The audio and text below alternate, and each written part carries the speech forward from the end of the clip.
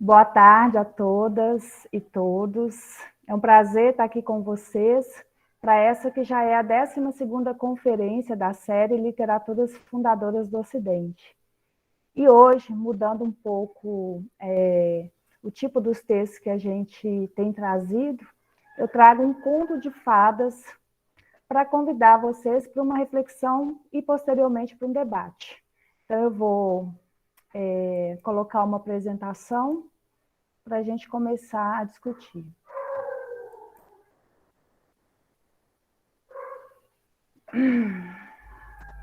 Vocês conseguem ver a minha apresentação? Tudo certo, Edneia. Ok. Então, o título da minha apresentação, então, é A Fome da Alma e os Contos de Fadas como Alimento. E o intuito dessa apresentação é trazer para discutir com vocês hoje a ideia de que todos nós, seres humanos, temos necessidade de narrativas. E as narrativas, as histórias, os contos de fadas, seria então o que eu estou chamando aqui de alimento da alma. E é nesse sentido que eu quero argumentar com vocês hoje. Bom, essa breve apresentação que eu vou fazer, para a gente depois entrar no debate, está baseada em 3 livros e um vídeo. O primeiro livro é A Psicanálise dos Contos de Fada, do psicanalista Bruno Bettelheim. O segundo é Fadas no Divã, do casal de psicanalistas Diana e Mário Corso. E o terceiro é Mulheres que Correm com os Lobos, da psicanalista junguiana Clarissa Pinkola Estes. O vídeo é do psicanalista Christian Dunker, que tem um canal do YouTube que se chama Falando Nisso. O nome do vídeo é Contos de Fadas. E esse vídeo tem tudo a ver com a discussão que a gente vai fazer aqui hoje. Bom, eu gostaria então de começar a minha fala com uma citação do Bruno Bettelheim, desse livro que eu apresentei para vocês. Abre aspas. Hoje, como no passado, a tarefa mais importante e também mais difícil na criação de uma criança é ajudá-la a encontrar significado na vida. Esse aspecto do significado me chama muito a atenção, porque eu considero ele muito importante no desenvolvimento do sujeito e, ao mesmo tempo, é um aspecto que é extremamente desconsiderado na educação, né? Isso porque a maioria de nós, educadores, considera que os significados da vida já estão dados pela cultura, que é só o sujeito, então, estar na cultura, ele já sabe qual que é o significado na vida. Mas isso não é verdade. A construção dos significados é sempre uma tarefa individual. E ainda que o sujeito assimile parte dos significados que estão dados na cultura, ele precisa reconstruir esses significados de forma singular. E é a forma que ele constrói ou reconstrói esses significados que define, em grande medida, a sua saúde mental. Para que uma história seja capaz de ajudar a criança na construção de um significado, ela precisa estimular a imaginação da criança, ajudá-la a desenvolver o intelecto e a tornar mais claras as suas emoções.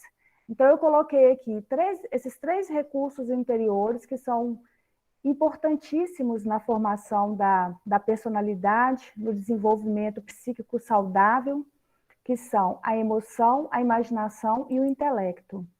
De acordo com o Bettelheim, a maioria da literatura infantil tenta divertir ou informar, ou as duas coisas juntos.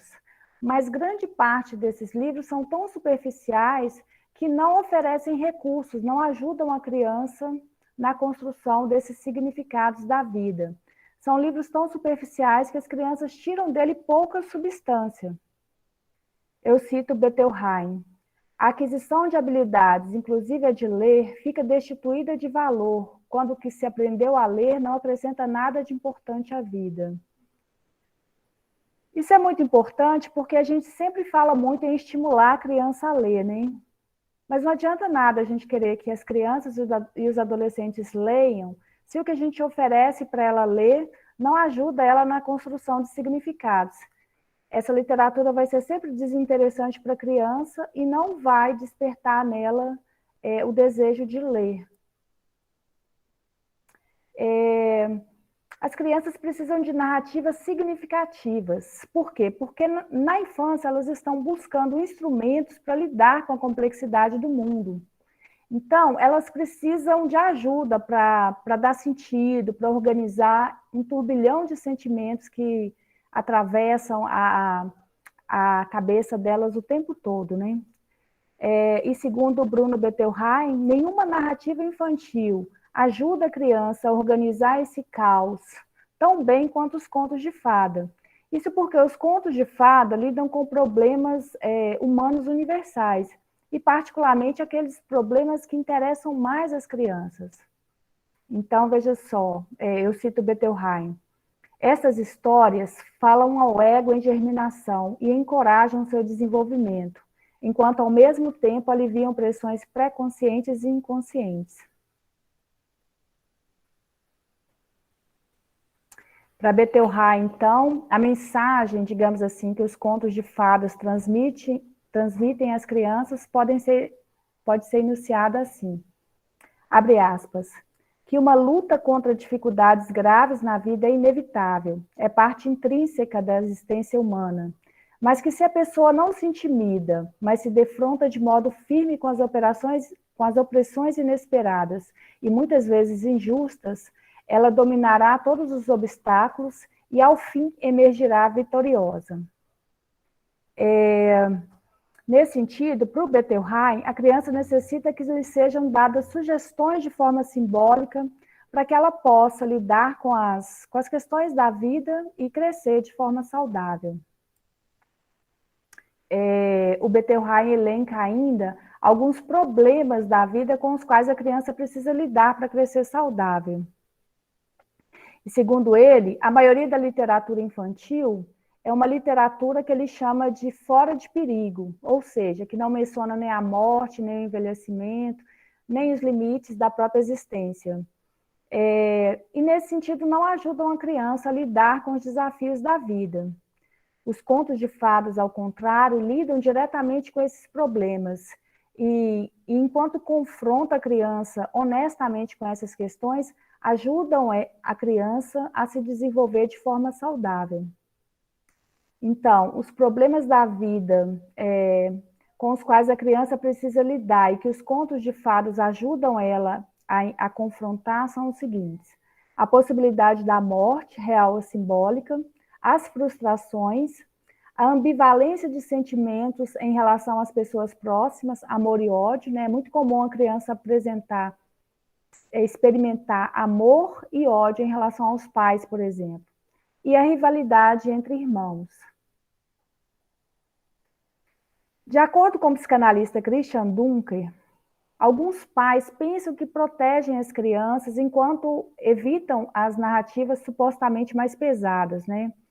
Alguns pais relatam mesmo que quando as crianças escutam histórias que têm o lobo mau, acontece das crianças dormirem mal ou sonharem com o lobo, acordarem assustadas, com medo, ter dificuldade para dormir à noite.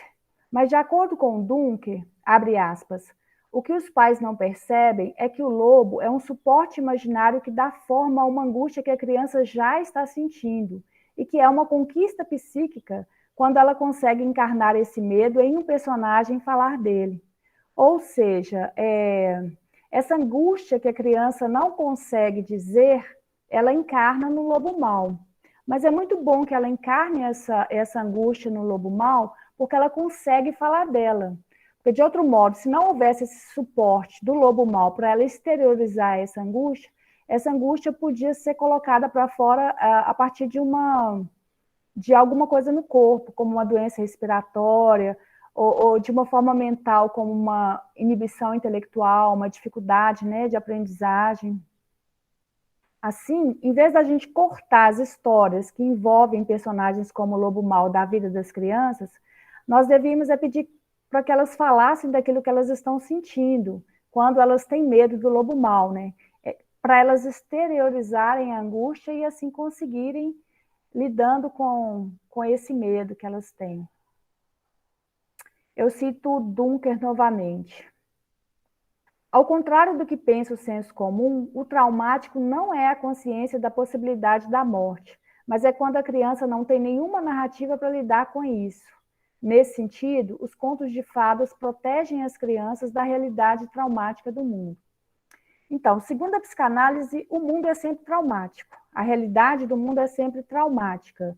E os contos de fadas, quando apresentam essas narrativas, né, assim, algumas delas com alguns personagens muito malvados, estão ajudando a criança a se preparar psiquicamente para lidar com essa realidade. Então, é muito importante que a criança ouça histórias, contos de fadas, e que esses personagens estejam presentes.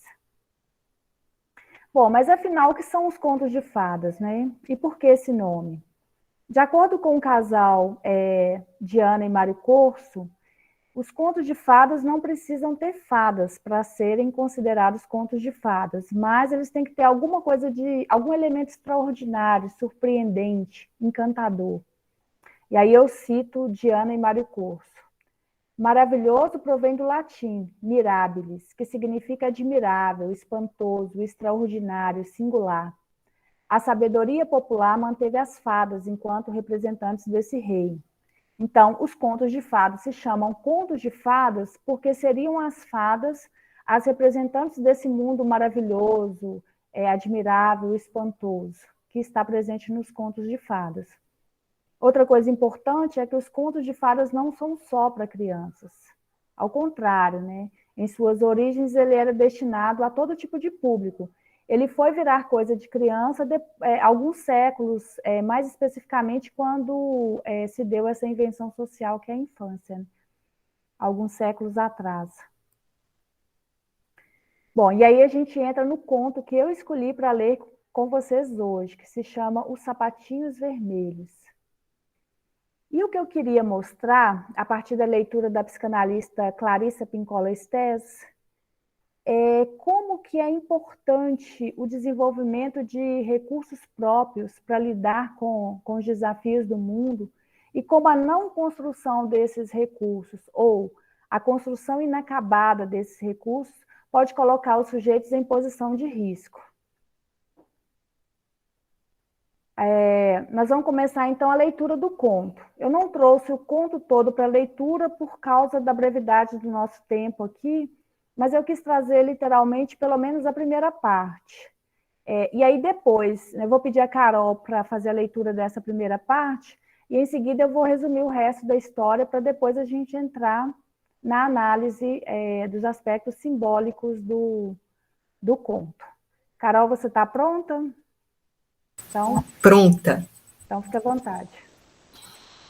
Então vamos lá. Os Sapatinhos Vermelhos. Era uma vez uma pobre órfã que não tinha sapatos.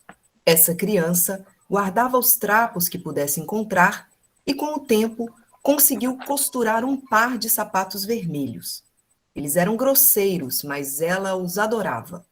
Eles faziam com que ela se sentisse rica, apesar de passar seus dias procurando alimento nos bosques espinhosos até muito depois do escurecer.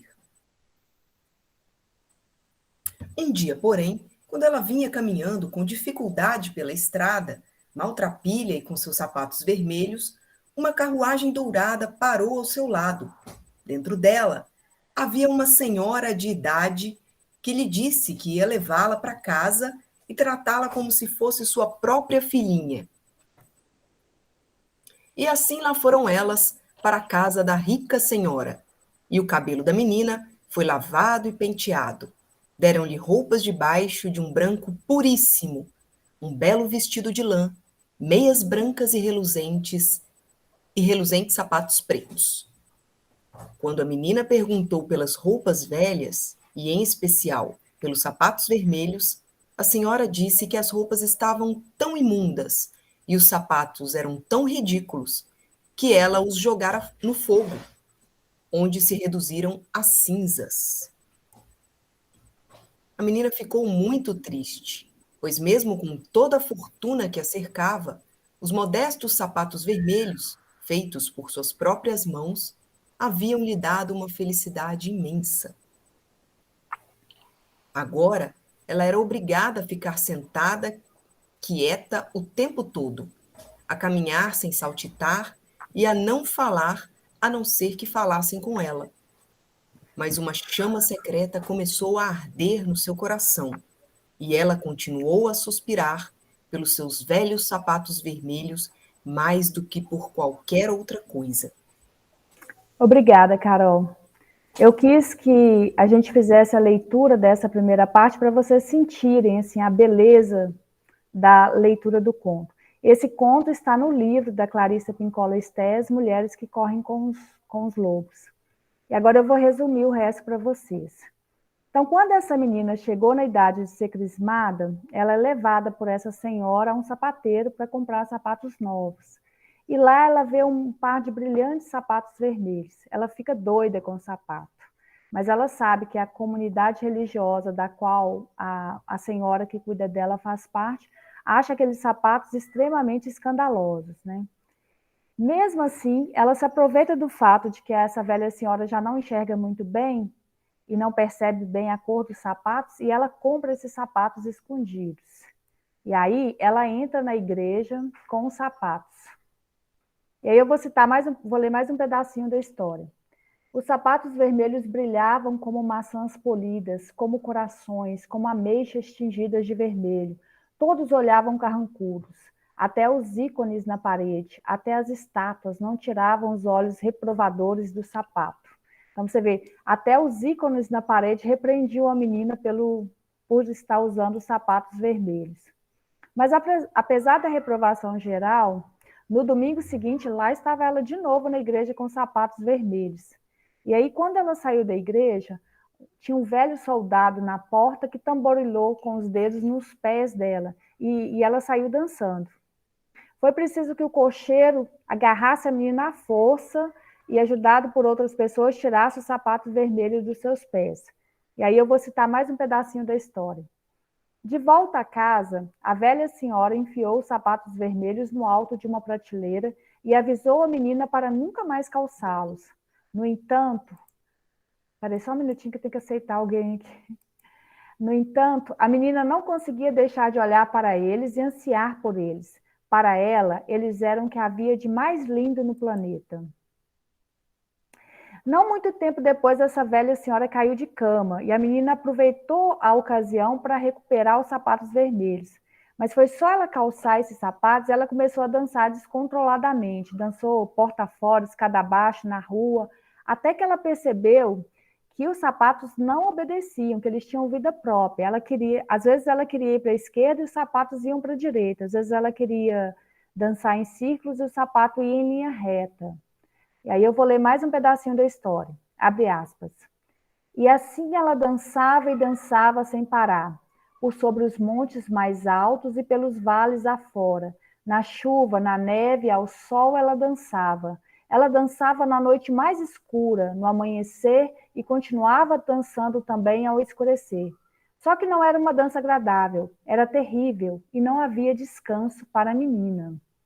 Então, a menina se tornou uma escrava daqueles sapatos. Ela não podia parar para comer, para dormir, ela só dançava desenfreadamente. E os sapatinhos continuaram a fazer a menina dançar por dias, semanas e meses, até que ela, exausta e apavorada, chegou às portas do carrasco da floresta. E aí ela pediu para o carrasco para pegar o machado e cortar os sapatos dos pés dela. Mas o carrasco disse que era impossível cortar os sapatos sem cortar também os pés. E aí ela consentiu, ela ficou muito triste, mas ela consentiu que o carrasco cortasse os pés dela para que ela pudesse parar de dançar. E o carrasco cortou os pés dela, e os pés com sapatos continuaram dançando pela floresta até desaparecer. Eu vou ler, então, o último período da história. A menina era agora uma pobre aleijada e teve de descobrir um jeito de sobreviver no mundo trabalhando como criada. E é assim mesmo que a história termina, né? De forma bastante brutal. Mas muitos de nós devem estar perguntando, por que motivo um final tão brutal? Não era melhor que a história tivesse um final feliz? Pode ser.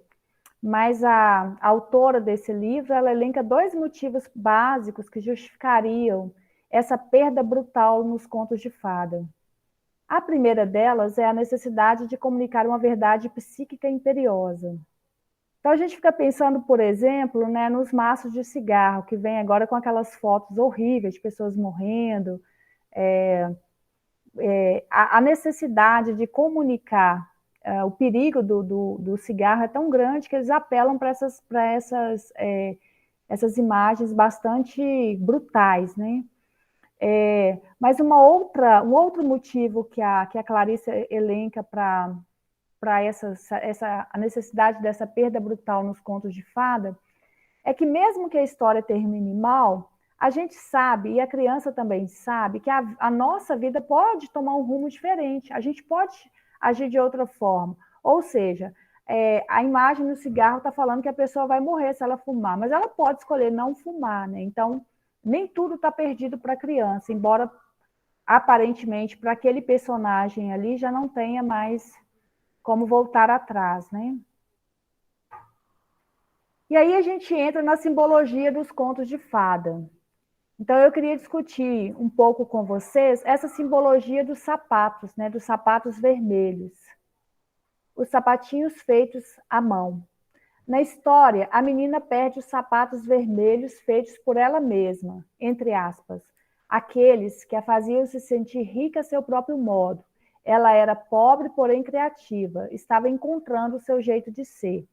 Então, os sapatos aí têm um valor simbólico muito importante, porque além de ser fator de sobrevivência em países muito frios, como é o caso do país em que essa história foi recolhida,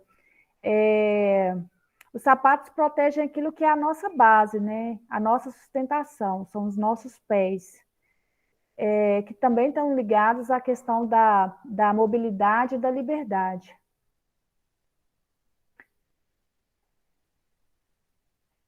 Sem sapatos psíquicos, não somos capazes de, eu cito a Estés, transpor ambientes subjetivos ou objetivos que exijam perspicácia, bom senso, cautela e firmeza. Então, os sapatinhos, né, o sapato nesse conto, tem um valor simbólico daquilo que nos sustenta, quando a gente vai transpor ambientes, né, e a gente precisa de caminhar por esses ambientes com firmeza. Os sapatos dariam essa firmeza que é necessária para a gente transpor os diversos ambientes, as diversas situações que a gente enfrenta na vida. Mas um outro simbolismo importante nesse conto é a cor, né? O vermelho. Os sapatos eram vermelhos. Tanto o sapato que ela fez com suas próprias mãos, quanto o outro que ela comprou na sapataria. E o vermelho aí é a cor da vida, mas é também a cor do sangue que escorre no sacrifício. Isso é importante, segundo a autora, porque a promessa de uma vida rica em significado precisa estar acompanhada da consciência de que é necessário o sacrifício, né? Que as coisas têm preço. E que a gente precisa estar disposto a fazer sacrifício para lutar, para perseverar na busca dos nossos sonhos. Então, o conto lida com 2 tipos de vermelho. Um primeiro vermelho, que é aquele de quem está, é o vermelho da vida, né? De quem está fazendo escolhas, está, de alguma maneira, se esforçando para alcançar a independência e liberdade, que é o caso da menina quando ela faz os primeiros sapatinhos vermelhos. E o segundo vermelho, do segundo sapato, que representam as emoções baratas e fugazes. Então, na história, a menina está feliz com o seu primeiro par de sapatos feito à mão. Eles não eram perfeitos, né? Mas ela era capaz de extrair uma força vital dessa primeira construção. Ela estava feliz principalmente porque ela havia feito esses sapatos e na tarefa de construir esses sapatos, ela estava desenvolvendo a sua autonomia. A menina era pobre, mas estava aprendendo a cuidar de si própria, estava descobrindo as suas potencialidades. Contudo, uma carruagem dourada atravessa o caminho dessa menina. E o que representa essa carruagem dourada? A carruagem dourada É como aquela voz que diz que o que você faz não tem valor, mas olha ali, olha o fulano ou Beltrano, olha o jeito que ele faz, é muito mais fácil, é muito melhor, né? E aí a gente fica tentada a desistir de tudo que a gente estava se esforçando para construir, para ir buscar aquilo que supostamente o outro faz e que é melhor do que a gente faz. E aí eu cito um trechinho de novo do livro da Clarissa. Estamos simplesmente criando nossa vida à medida que avançamos e fazendo o melhor possível. Logo, porém, somos inundadas por algo que diz que isso é muito difícil. Mas olhe só aquela beleza logo ali. Aquele negócio todo enfeitado parece ser mais fácil, mais bonito, mais irresistível. Então, essa é a primeira armadilha que muitos de nós caímos. É quando a gente renuncia àquilo que para nós é muito importante em troca de uma suposta facilidade. É assim que muitas vezes a gente escolhe um marido ou uma esposa porque a gente acha que vai encontrar ali um conforto econômico, por exemplo. Então a gente desiste daquilo que para a gente era muito importante, que nos fazia nos sentir vivos, em troca desse conforto, dessa facilidade. E quando a gente abre mão da nossa construção anterior e nos entregamos a essa suposta facilidade, é que a gente é acometido por isso que a autora chama de a fome da alma, né? Então, assim, a menina lá dos sapatinhos, agora ela não precisa mais, depois que ela entrou na carruagem dourada, ela não precisa mais lutar para conseguir o pão, né? Para alimentar o seu corpo. Mas a, a sua alma padece de fome, quer dizer, essa fome do corpo agora, que ela não tem mais, passa a ser a fome da alma. E essa fome é que faz com que ela anseie por qualquer coisa que a faça se sentir viva. E aí ela cai nessa armadilha desse segundo par de sapato. Então, olha só, a primeira armadilha é o ato de subir na carruagem dourada da velha senhora. Para Clarissa, isso é como entrar numa gaiola dourada, né? É supostamente mais confortável, menos estressante, mas na realidade tem uma função de cativeiro. Eu vou ler aqui uma citação da Clarissa. Se uma mulher tem de ser bem educada e só se senta de joelhos bem juntinhos, se ela foi criada de modo a baixar a cabeça diante da linguagem grosseira, se nunca lhe foi permitido beber nada a não ser leite pasteurizado, quando ela se liberar, cuidado. De repente pode não haver quantidade de gin que sacia sua sede. Então, olha só, a menina, de repente, ela foi tirada da floresta, ela foi levada para uma vida rica, mas ela perdeu a liberdade, ela perdeu os movimentos, ela perdeu toda aquela vida que ela tinha quando ela estava cuidando de si e sobrevivendo na floresta. Então, a vida dela foi aprisionada ali na casa dessa velha senhora. Mas quando elas, na primeira oportunidade que surgiu para ela liberar toda essa fome da alma que ela tinha, ela entrou de cabeça. Então, os sapatos vermelhos, os segundos sapatos vermelhos, representam essa tentativa de recuperar a vida. Mas como essa menina não conseguiu completar o seu processo de desenvolvimento psíquico, ela se apegou à primeira coisa que ela viu na frente, sem pensar nas consequências, né? Isso porque, de acordo com a Clarissa Pincola Estés, a menina ela se agarrou a qualquer promessa de vida mais plena, mas sem pensar nos perigos que estavam por trás daquela vida. Isso porque, de acordo com a autora, o tempo de cativeiro, ou seja, o tempo que ela passou lá com essa velha senhora sem continuar o seu desenvolvimento psíquico, avariou os instintos básicos dessa menina. Então, na história, ela consegue fazer passar os sapatos vermelhos pela velha senhora de pouca visão. Ela faz, então, ela passa a viver, então, uma vida dupla, né? Ela finge, ela dissimula para tentar conseguir um pouco de vida, mesmo estando lá na casa da velha senhora. E aí, a comunidade, né, exige que a menina recapitule, que ela abandone os sapatos vermelhos.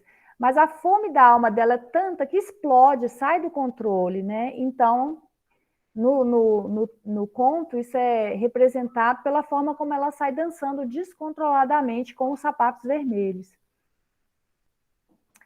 Isso nos faz pensar na forma que a rebeldia assume, né? Algumas formas de rebeldia são muito eficazes, mas outras não.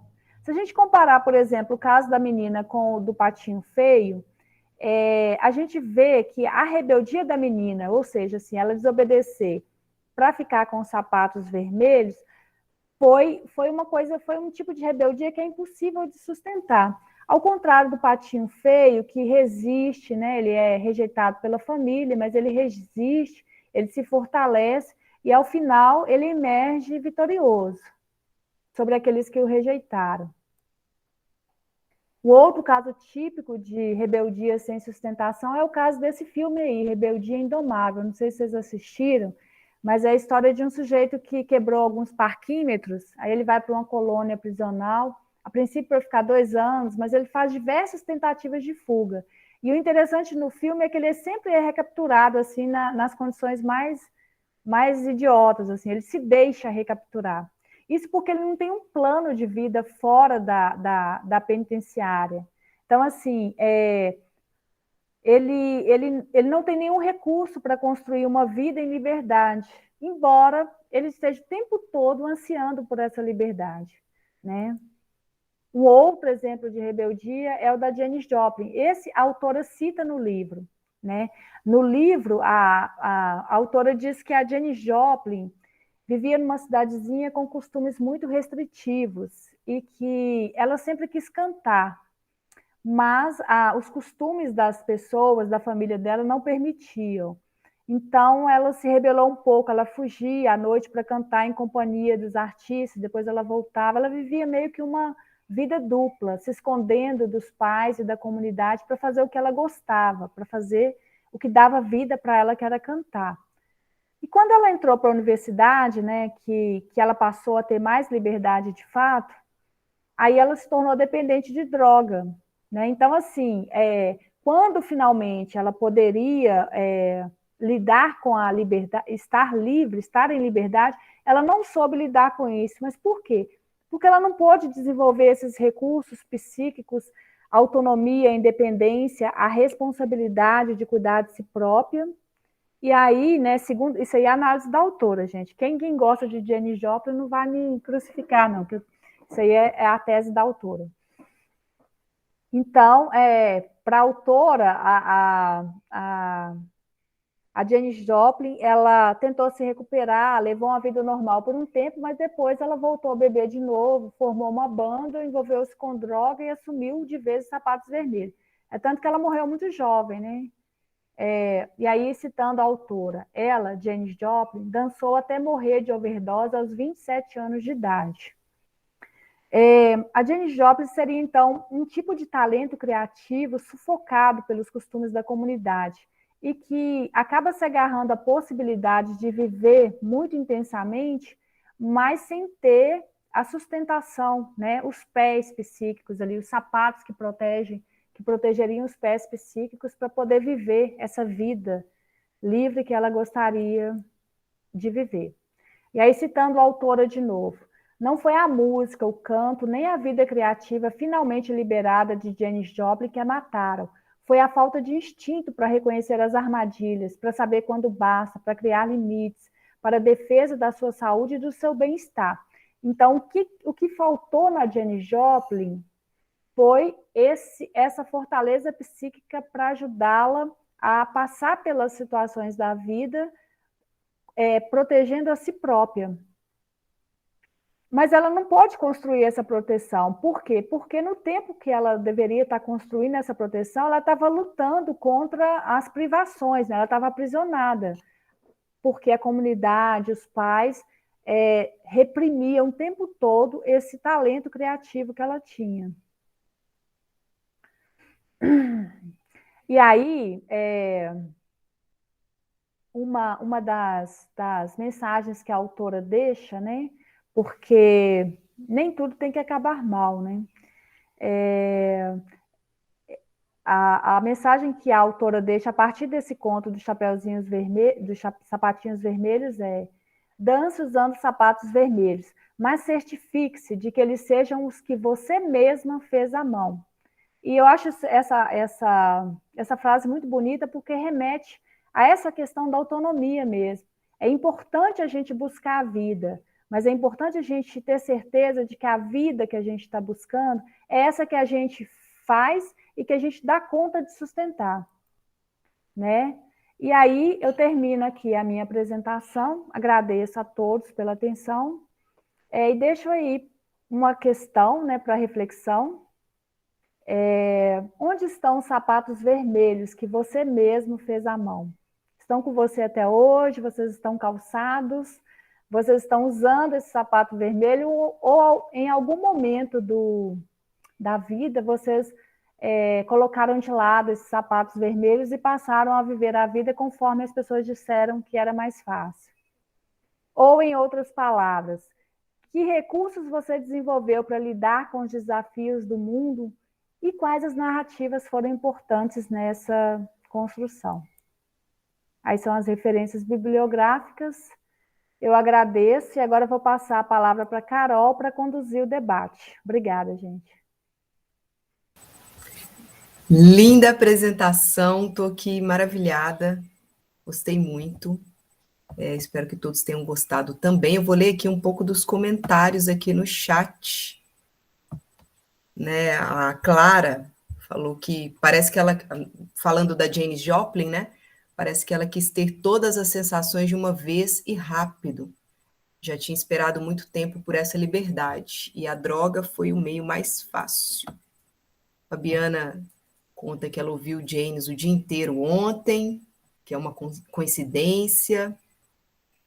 Clara elogiou a palestra, Ângela também. Clara diz que não sabe o que são os sapatos vermelhos atuais, nem os que ela fez à mão.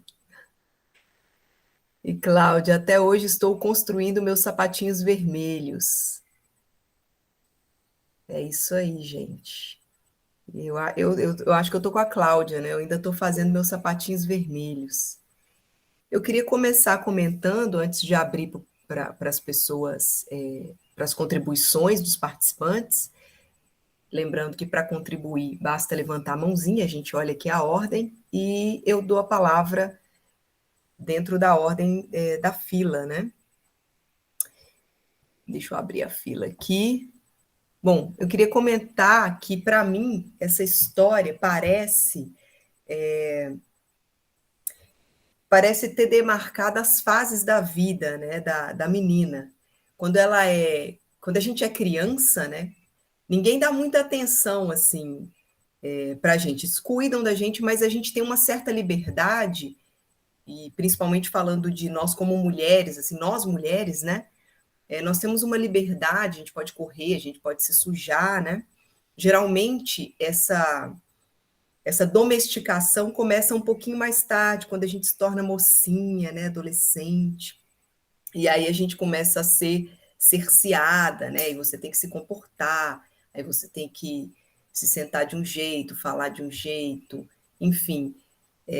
Você tem que se tornar, de fato, o que as pessoas entendem que é ser uma moça, né? Bem educada. E aí eu acho que é quando nos tiram os sapatos vermelhos feitos à mão, quando a gente se deixa dominar, né? Porque a gente também ganha coisas com isso, né? A gente ganha roupas bonitas, né? A gente ganha o respeito da comunidade, né? A admiração, porque na medida que você faz o que se espera que você faça, você ganha coisas também, né? E que na minha cabeça é a carruagem dourada, é a casa confortável, né? E aí você acaba abrindo mão dos seus sapatinhos feitos à mão e se curvando e se adequando àquilo que te prescrevem. E quando eu li esse conto, né, eu também não conhecia antes, eu fiquei muito me vendo assim nesse conto, né? E como que é difícil depois você reconquistar esses sapatos feitos à mão. É muito difícil. E às vezes você nem se lembra deles, você tem que fazer outros, né? Então, essa é a minha experiência com esse conto, e gostei muito da exposição. Vou abrir agora para as falas. A Gisele levantou a mão primeiro. É com você, Gisele. Pode abrir o microfone e contribuir conosco. Olha se tá dando para me ouvir aí, gente. Tá dando? Tá dando para te ouvir. Ângela falou alguma coisa, não tá ligada. Dá para me ouvir então, né? Bom, eu fiquei com muito medo, porque quando a gente fala de angústia, assim, essa fome da alma e tudo mais, porque eu não conhecia a história. Estou conhecendo essa história agora, eu não li ela antes. A questão de você viver para sempre como uma criada, essa criada não no sentido de estar servindo ali, como, né, fazendo tarefas domésticas e tudo mais, mas que medo de você se submeter, ficar suscetível ao mundo e aleijada para sempre. Você precisar se mutilar, você ser uma pessoa que perdeu partes de você e viver nessa condição o resto da vida subalterna às pressões, à opressão do mundo. Isso é muito desesperador. Eu acho que a Fabiana colocou aqui no chat, que isso? Acho que o final da história ela colocou assim, que isso? Né?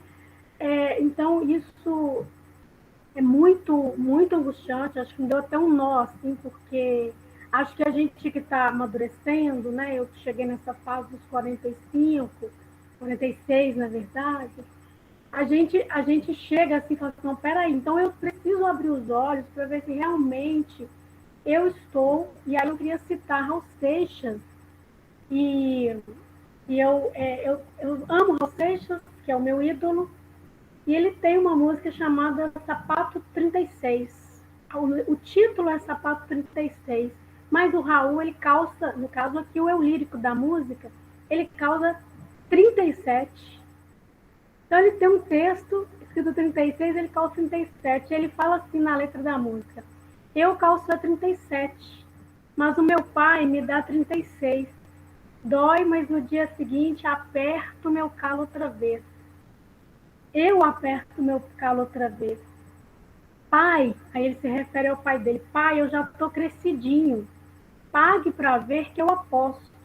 Eu vou escolher o meu sapato e andar do jeito que eu gosto.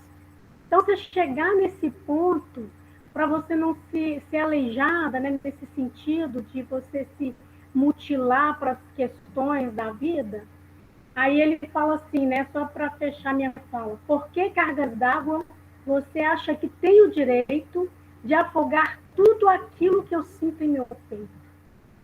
E eu estou com muito medo agora, depois que eu vi esse conto, do meu peito de afogar todo o sentimento e eu viver assim,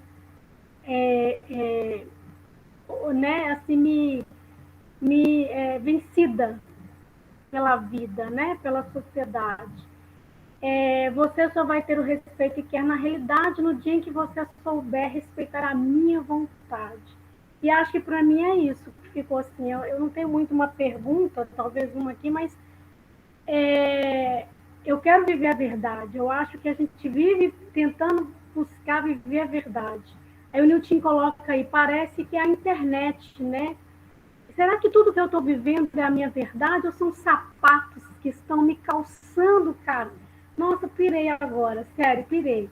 A minha pergunta seria, isso funciona, né, essa angústia, quando a gente fala dos contos de fadas? Porque eu leio contos de fadas até hoje, trabalho com meus alunos, seja nono ano, seja ensino médio, porque eu acho contos de fadas para a vida toda.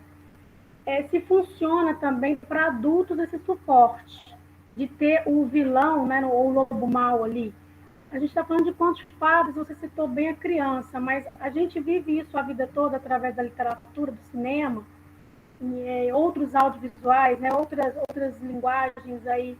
A gente vive isso, com esse suporte para alguns, a gente precisa dela, a gente cresce e precisa dela. O que eu tenho para dizer é que eu me sinto angustiada, principalmente agora, que eu estou porrada na cara. Fica aí a minha pergunta. Mas olha só, Gisele, eu comecei falando que os contos de fadas não são só para crianças, né? E eu fico muito feliz de saber que o conto despertou essa angústia em você, porque aí você vai procurar os seus sapatos vermelhos, ver onde que está, né? Aqueles sapatos, ou então fazê-los, né? Caso vocês não os tenham mais, porque a grande questão desse conto é justamente, eu diria que é colocar essa angústia. Onde é que está a minha vida? Será que eu estou vivendo mesmo ou será que eu estou aprisionada? Né? Será que eu estou realmente vivendo a vida? Assim? E essa angústia que ao final a personagem ela é amputada, né? E a gente fica pensando, poxa, eu tenho que correr, senão vai acontecer a mesma coisa comigo. Meio que assim, todo mundo vai ficar caçando a sua vida, os seus sapatos vermelhos.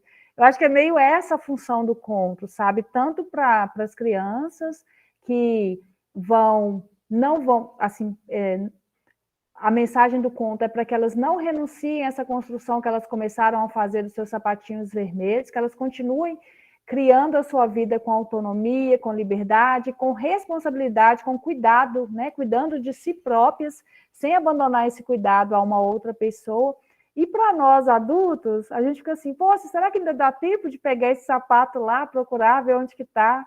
Assim, é muito legal isso. Bom, eu vou esperar as meninas falarem, porque a minha intenção era até ouvir todo mundo primeiro, mas aí a Gisele falou, eu fiquei meio instada para falar, mas vamos continuar ouvindo as pessoas. Bom, agora é a Ângela. Fique à vontade, Ângela, faça a sua pergunta ou contribuição, fique à vontade. Boa tarde, prazer estar aqui de novo com vocês. Tinha muito tempo que eu não participava. Quero dar os parabéns pelo aniversário da Casa Museu, um projeto que nasceu assim num momento tão inusitado e que se fortaleceu, que está aí até hoje. Que bom, fico muito feliz por vocês e parabéns especialmente a Edneg, foi muito bacana a apresentação também. E aí, durante a apresentação, comecei a pensar em algumas coisas, né? Primeiro, assim, nessa coisa dessa fome de alma, que eu acho que isso nos move. Acho que a gente está o tempo todo com fome de alma, tem que alimentar a alma de alguma maneira para seguir, inclusive. Entrando, então, na simbologia dos sapatos, que aparecem em tantas outras formas de arte, inclusive na literatura, né? A gente pode pensar no sapatinho de cristal da Cinderela, pode pensar no nos sapatos do Mágico de Oz. Aí eu até lembrei daquele filme Filhos do Paraíso, em que os sapatos também são extremamente importantes, né? Nessa ideia do transitório, do ir e vir, do lugar que se ocupa, enfim. Nesse caso em específico, aí pensando nisso, eu fico, quando a Gisele trouxe a música do Raul, eu acho que eu me encaixaria mais nessa história do sapato que aperta, mas está sempre ali, sabe? Porque eu não deixaria também o sapato ir e ficaria para trás, não. Acho que a gente tem que viver e tem que se propor a viver as coisas e tocar mesmo em frente. Mas, enfim, pensando um pouco, voltando lá no início, quando a Edneia traz para nós essa ideia da simbologia do conto de fadas, dessa fome de alma que ele traz, e dos problemas universais que os contos de fadas trazem, né? Aí eu fiquei pensando em duas coisas. A princípio, essa história assim, meio trágica que alguns trazem mesmo. Ou é o lobo mau que come a vovozinha, ou é a menina que tem que cortar os pés para se livrar, né, daquele destino impreciso, e outras tantas coisas que estão aí, e que ainda assim o conto de fada é recomendado para a criança. Mas, ao mesmo tempo, nós estamos vivendo hoje num momento de releituras desses contos de fadas, né? Modernização, talvez seja o nome. E tem tido muita polêmica em torno, por exemplo, do novo filme de Cinderela, em que aparece um fado madrinho, né? Que é um homem cis, gay, negro, e muita gente questionando se os contos de fadas continuam cumprindo o seu papel. Eu queria deixar um pouco essa pergunta para a Edneia debater, discutir isso aí um pouco. Como é que a gente pode olhar essa revolução literária, essa modernização dos contos de fadas, se hoje a alma está com fome de quê? Nós estamos com fome de quê, afinal?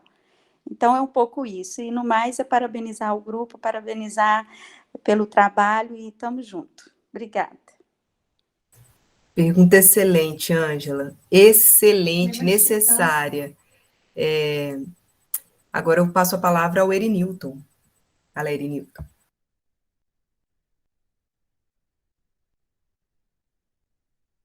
Niltinho, nos ouve? Sua vez de fazer a sua contribuição, pergunta. Oi, boa tarde. Estamos te ouvindo. Boa tarde.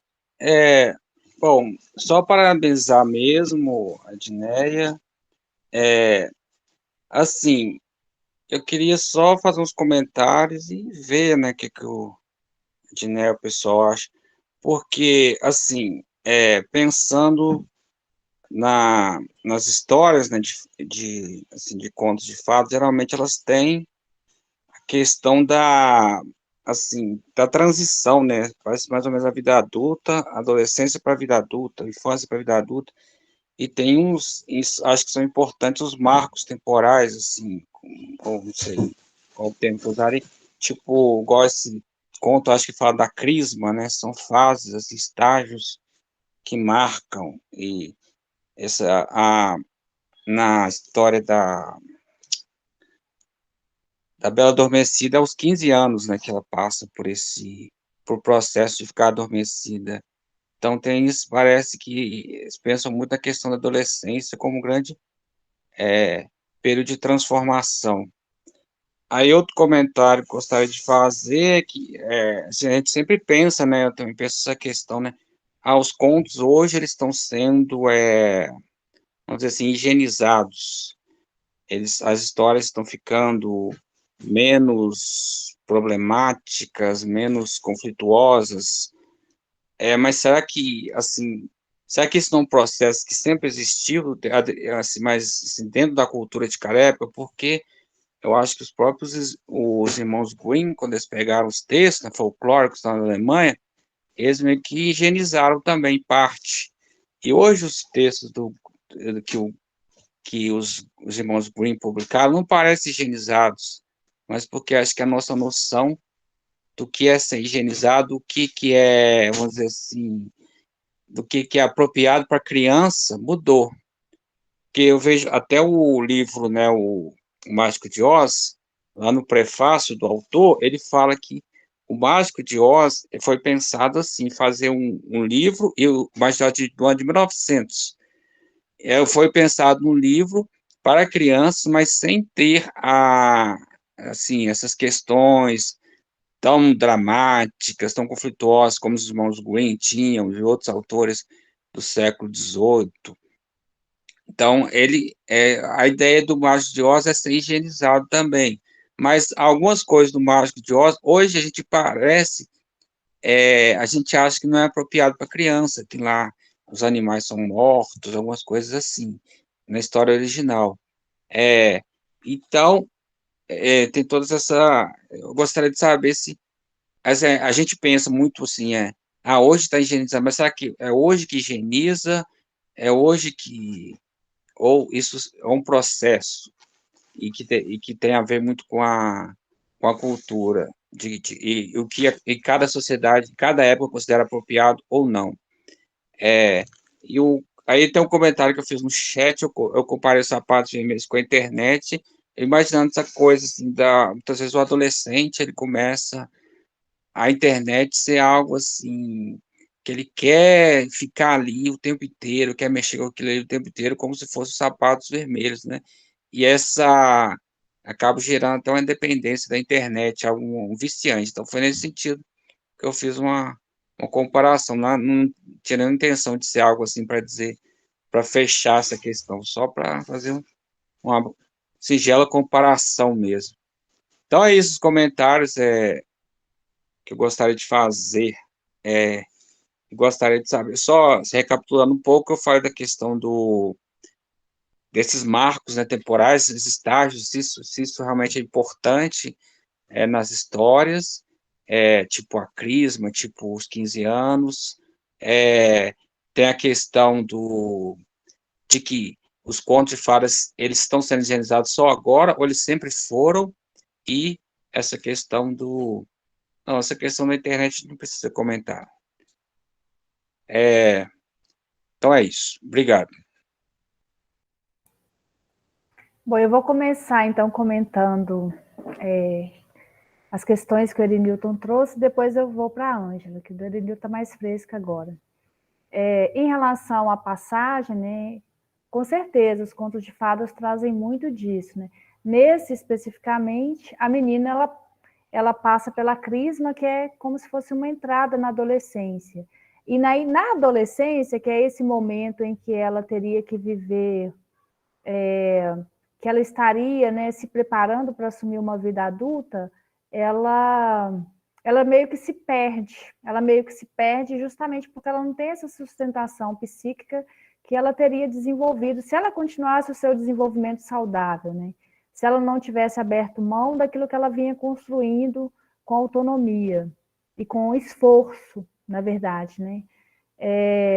Mas tem também nesse conto uma influência religiosa, né? Que é a questão da igreja, né? Do escândalo que os sapatos vermelhos provocam na igreja. E, segundo a autora desse livro, Mulheres que Correm com os Lobos, algumas versões dessa história falam que o soldado que tamborilou nos dedos da menina na saída da igreja era o diabo. Então, tem aí tem também, em algumas versões, a ideia de lidar com a questão do sexo, né, que emerge também na adolescência,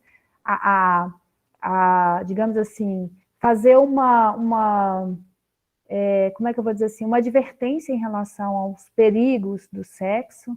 Então, tudo isso são possibilidades de simbologia que são exploradas, porque, na verdade, esse conto tem várias versões, né? Ele tem várias versões e cada versão explora mais algum tipo de significado. Mas, assim, com certeza a adolescência, a sexualidade está muito presente aí nessa narrativa. A outra questão que você trouxe a respeito da higienização, é muito interessante a gente pensar o seguinte, segundo o casal de Ana e Mário Corso, no livro que eu li, antigamente, as histórias eram contadas assim, em momentos coletivos, e elas tinham a única intenção de causar medo, de fazer com que de colocar para as pessoas advertências através do medo. Uma versão, por exemplo, da Chapeuzinho Vermelho, numa versão da Chapeuzinho Vermelho, o autor diz que o lobo mau, né, a Chapeuzinho foi levar leite para a vovó, e aí, quando ela está indo no caminho, o lobo pergunta se você vai pelo caminho das agulhas ou da linha. Ela fala, vou pelo caminho das agulhas. Aí o lobo vai pelo da linha, correndo, não tem a desobediência, na verdade ela não desobedece. Mas aí o lobo vai na frente, mata a vovó, retalha a vovó, tira o sangue da vovó, coloca numa jarra, e quando a Chapeuzinho chega na casa da vovó, o lobo oferece o corpo da vovó que está lá, e o sangue da vovó, a Chapeuzinho come, ela bebe, e depois ela tira a roupa e se deita na cama com o lobo. Então, assim, a intenção desse conto, segundo os autores, né, é simplesmente colocar para as pessoas os perigos, porque pensa bem, assim, Erenilton falou em higienização, né? A gente foi tirando um pouco a morte dos contos, a brutalidade da morte. Mas acontece que se você pensa assim, em períodos da vida humana em que essa brutalidade era muito maior, por exemplo, era difícil para uma criança sobreviver, passar do primeiro ano de vida, né? Quantas crianças morriam no primeiro ano de vida? Quantas pessoas morriam de fome no primeiro ano de vida? Né? E aí, por exemplo, no caso dessa história da Chapeuzinho Vermelho que eu contei, ela chega e come. Por quê? Num ambiente em que as pessoas passavam muita fome. Então, esse conto serviria para alertar as pessoas do seguinte, olha, você pode estar com fome, mas toma cuidado com o que você come, toma cuidado com aquilo que te oferecem, porque a fome era tamanha que se oferecesse veneno para as crianças, né? Na rua as crianças comeriam sem pensar. Então, parte dessa higienização, na minha visão, tem a ver também com a evolução da sociedade, né? Assim, com as mudanças civilizatórias que foram acontecendo, para o bem ou para o mal. A gente teve algumas mudanças civilizatórias importantes e isso muda também os contos de fada. É tanto que a Diana e o Mário Corso trabalham com a ideia de que os contos de fadas eles vão se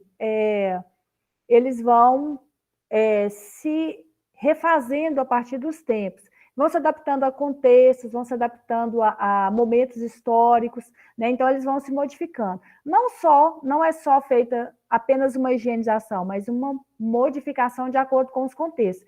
E aí eu entro na questão que a Ângela trouxe, porque eu não assisti esse filme que ela citou, né? Mas eu acho muito interessante que se tenha feito essa releitura da Cinderela, né? Porque, de fato, são questões do nosso tempo, né? E é muito interessante que isso possa ser colocado para os meninos, que essas questões entrem nos contos, né? Então, assim, conto de fada não é uma coisa fechada, não é? Tanto que as versões, elas vão modificando. Então, assim, e como elas falam, né, diretamente a psique da criança, é muito interessante que essas coisas sejam, na minha visão, é muito interessante que esses elementos entrem para dentro dos contos de fadas, que a criança comece a ter um contato com isso numa forma de simbolismo, porque é muito mais interessante para elas, é muito mais significativo para elas aprenderem essas coisas através de histórias, né? Porque as histórias, elas formam sem passar necessariamente pela racionalidade, elas vão direto às emoções, e aí tocam muito mais do que uma explicação racional sobre por que é que a gente não deve discriminar essa ou essa outra pessoa. Então, nesse sentido, é muito interessante. Agora, a outra questão que o Erenildo falou, que não precisava comentar, mas eu vou comentar, que tem a ver com a internet, eu acho que a gente pode pensar assim, a internet como essa busca, uma busca de um segundo sapatinho vermelho, né? Não é aquele que a gente fez com as próprias mãos, mas de repente a gente pode ver na internet assim, a gente pode achar que a internet seja uma forma de viver uma vida toda, assim, e aí a gente fica viajando, navegando, fazendo um monte de coisas, e se vicia nisso, porque seria um substituto, né? Eu gosto da ideia de substituto, um substituto daquele sapato vermelho que a gente estava construindo com as próprias mãos e que ficou perdido em algum momento do nosso desenvolvimento. E nesse sentido a gente precisa pensar realmente, né? Se a internet é um sapato vermelho, ele é um sapato vermelho do segundo tipo, né? Assim, para muita gente, não estou generalizando, eu estou falando só assim, numa certa perspectiva. Lógico que a internet tem muita coisa boa, mas o que eu estou querendo discutir aqui, eu acho que foi o que o Erenilton trouxe, é esse caráter viciante, né? Esse caráter viciante de buscar prazer, de buscar pornografia, de buscar satisfação imediata de desejos, assim, que para muita gente a internet representa uma fonte dessa busca. Bom, é isso. Eu vou deixar a Carol falar. Pode falar, Carol.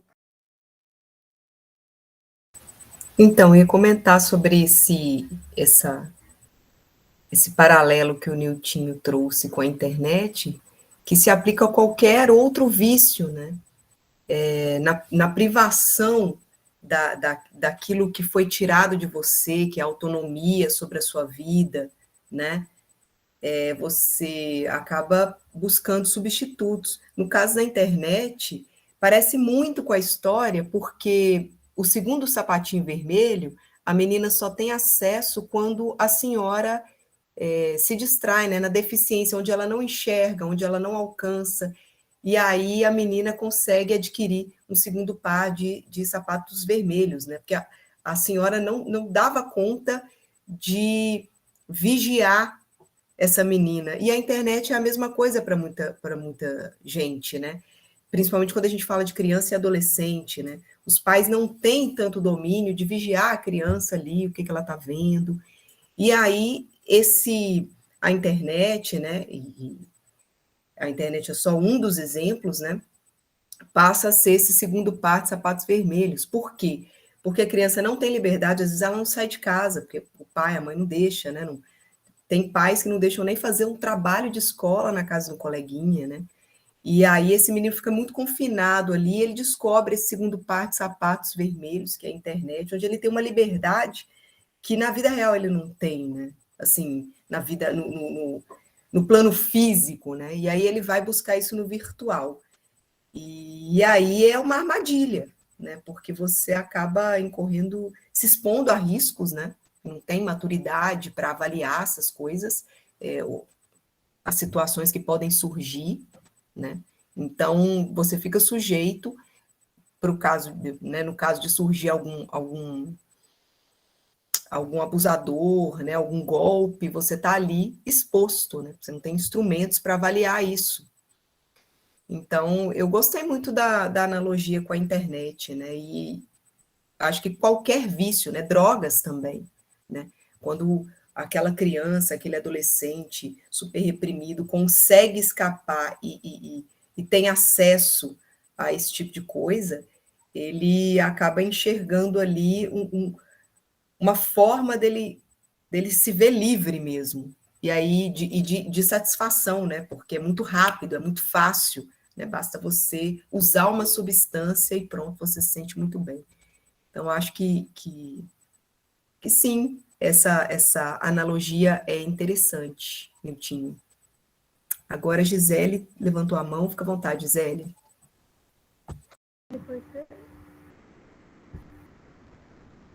Bom, fiquei pensando aqui, acho que eu vou desviar um pouco o assunto, eu acho. Fiquei pensando na questão dessa história da Chapeuzinho, que você disse que ela chega e come, né? Não é o nosso foco, mas pensar nesse amadurecimento, se os contos de fadas querem advertir, né, ou desenvolver esse amadurecimento, desenvolver, né, o pessoal humano em nós. Essa questão dela chegar e o lobo já ter ali esquartejado a vovó e tirado o sangue dela, e a Chapeuzinho bebe o sangue, não sei se ela devora a vovó, come e se deita com o lobo. Se pode ter aí, me lembrou um pouco uma questão meio antropofágica, né? Se pode ter a ver alguma questão de que ela... que é como se ela tivesse meio que pegando a sabedoria da vovó, ou a maturidade, como se ela tivesse ali, desse ponto para lá, a partir do momento que ela também devora a avó, né, que ela ingere, e tem essa simbologia, sabe, porque a gente pensa no brutal, né? A gente pensa aí que é como se fosse uma violência, eu acho que para nós, assim. Estou querendo pensar se psicanaliticamente, no inconsciente, pode haver essa questão de sugerir esse desenvolvimento, assim, porque eu vou chegar a ser vovó, né? E a vovó, ela tem experiência, ela viveu a vida, ela já, né, passou por tudo isso, e aí eu bebo o sangue dela, ou como a carne dela, assim, tirando do concreto, se é tão violento assim. Porque na narrativa, para a gente, sim, né? E se deitar com o lobo, se é tão violento assim, senão a gente não pode ter esse ângulo de ser a maturidade, sabe? Só fiquei pensando nisso aqui. Eu acho que você tem razão, Gisele.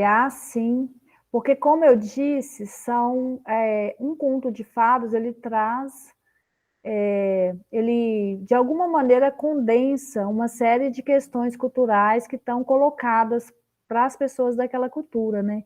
Então, é muito possível que as coisas não são só boas ou só ruins, né? A gente pode pensar assim que esse episódio que aconteceu com a Chapeuzinho possa ser algo importante para o crescimento dela.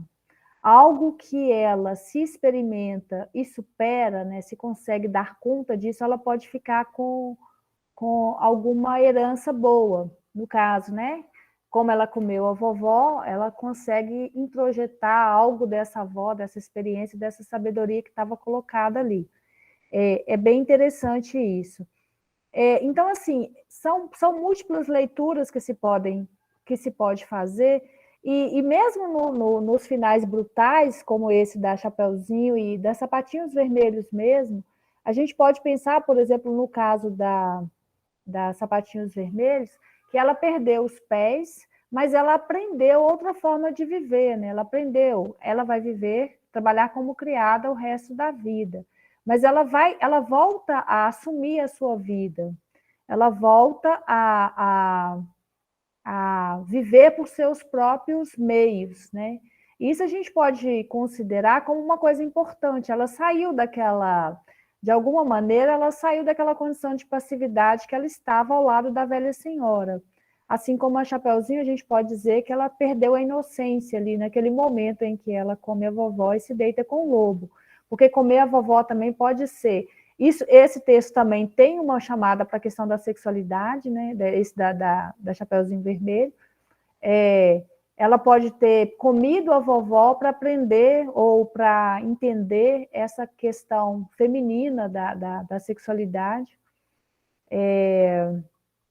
Então, assim, por isso que é tão importante isso, porque às vezes os contos de fadas tocam as pessoas em coisas que a gente nem pensava, né? Eu estava contando para a Carol e para o Erinilton que na sala de aula essa semana eu trabalhei o conto do Patinho Feio. E o Patinho Feio, né? Contei história, discuti com os meninos sobre o Patinho Feio, e uma das questões que um menino me levantou foi o seguinte: professora, mas como foi que o ovo do cisne foi parar no ninho do Patinho Feio? Nessa versão que a gente leu, não falava nada sobre isso, falava só que havia um ovo diferente no ninho da pata. E esse ovo era o ovo do cisne, que a princípio era o Patinho Feio. E aí a gente foi conversando sobre isso, e ele falou assim, né, a gente levantou várias hipóteses, né, ele refutou todas as hipóteses, e por fim ele falou assim: alguém deve ter trocado esse ovo, assim como trocam bebês na maternidade. E eu achei bem interessante, porque essa é uma preocupação das crianças. Assim, eu me lembro das minhas filhas quando era pequena, que assim, a Cecília tinha uma preocupação. Às vezes a Olivia falava com ela que ela tinha sido trocada na maternidade, que ela não era minha filha de verdade e tal. Então as crianças têm essa preocupação assim, de saber se eles são realmente parte daquela família ou se eles são algum tipo de intruso. Mas assim, eu nunca tinha pensado na história do Patinho Feio sobre esse viés, sabe? Sobre esse viés do pertencimento da família, ser trocado na maternidade, né? E aí o menino ainda falou outra coisa que eu achei mais interessante. Ele falou assim: bom, se trocaram os ovos e nasceu o Patinho Feio no ninho da pata, será que nasceu um cisne feio também lá no ninho do cisne, né? E aí a gente pode explorar um monte de coisa. São muitas possibilidades simbólicas que advêm dos contos de fada. E daí por que eles são tão importantes? Nesse livro do Mário e da Diana Corso, eles discutem um pouco sobre isso. Segundo esses dois autores, a gente forjaria outros contos de fadas da nossa época, né? Algumas histórias que ficam famosas, como, por exemplo, a história de vampiro. Seria uma forma da gente condensar questões culturais em narrativas. E aí, narrativas que são impregnadas de todo o simbolismo que está presente na cultura. Daí a importância de como que essa simbologia ela pode se consagrar num conto que vai ficar para a prosperidade. Eu acho que foi a Clara que perguntou aqui num dos comentários, né, como que teria surgido os contos de fadas. Então, assim, a questão da narrativa, a necessidade, foi o que eu coloquei, né, assim, a princípio na minha exposição, que a gente tem necessidade de histórias. A gente tem necessidade de ouvir e de contar narrativas, de ouvir e contar histórias para poder desenvolver, para poder lidar com as questões do mundo. Então, assim, eu penso que desde que o homem começou a falar, ele já deve ter contado algum tipo de história um para o outro, né? E a partir daí essas histórias só foram sendo incrementadas. Os contos de fadas, né, seriam essas narrativas que acabam atravessando os tempos por conta de um valor simbólico que permanece ali, apesar de mudanças culturais, mudanças, processos históricos e tudo, mas enquanto ela ainda tiver algo a dizer simbolicamente, Porque num determinado tempo histórico, pode ser que Chapeuzinho Vermelho tenha uma mensagem. Hoje em dia, pode ser que a mensagem seja outra, mas ela ainda tem uma mensagem a ser transmitida. Então, enquanto o ser humano tiver envolvido em alguma cultura, ele vai ter necessidade de narrativas. E aí, essas narrativas, algumas perpassam os tempos e outras são construídas também. A gente poderia dizer que a gente tem novos contos de fadas surgindo agora entre nós, né? É isso.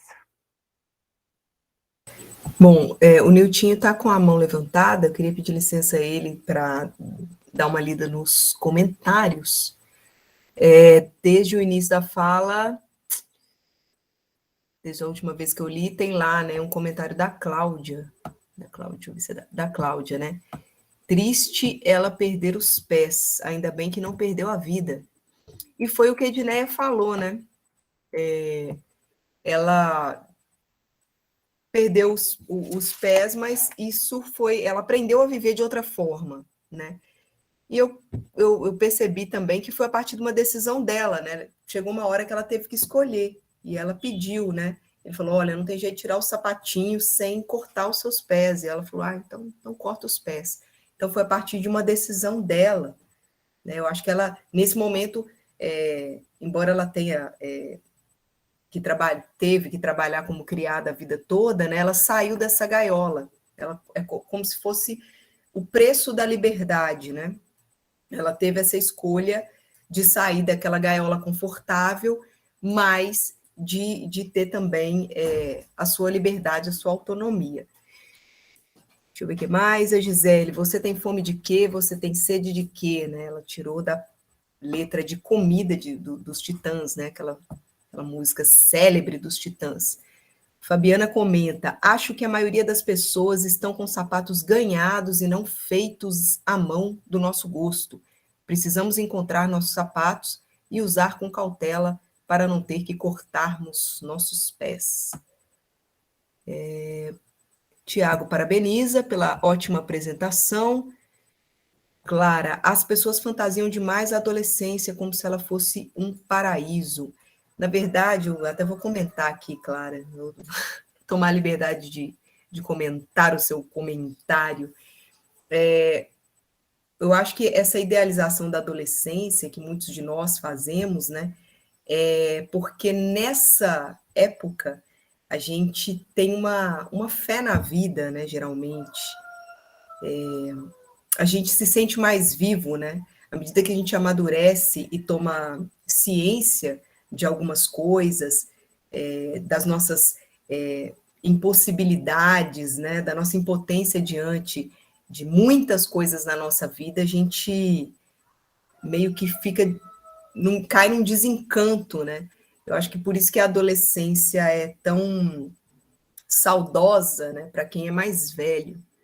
E para quem é mais jovem, é aquela busca de autonomia, né? De liberdade, né? Que ser maior provoca, né? Aquele desejo de poder mais, né? Clara, muito bem, depois de Clara, nossa senhora, eu passei muito aqui. Deixa eu ver se eu consigo. Cadê?